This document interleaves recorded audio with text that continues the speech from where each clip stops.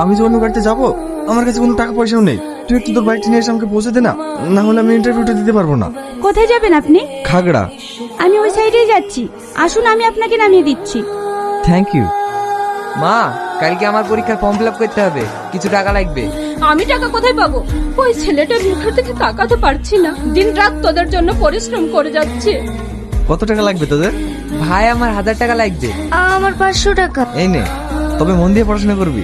যেদিন তোর আব্বা মারা গেছে সেদিন থেকে তোর মুখে আমি একবারও হাসি দেখতে পাইনি। আমার কোনো কষ্ট হয় না। প্রিয়া, ওর নতুন টিউশন মাস্টার চলে এসেছে। ভিতরে আসুন, বসুন। আপনি মাধ্যমিক উচ্চ মাধ্যমিক স্টার পেয়েছিলেন না? হ্যাঁ, তুমি এত কিছু জানলে কি করে?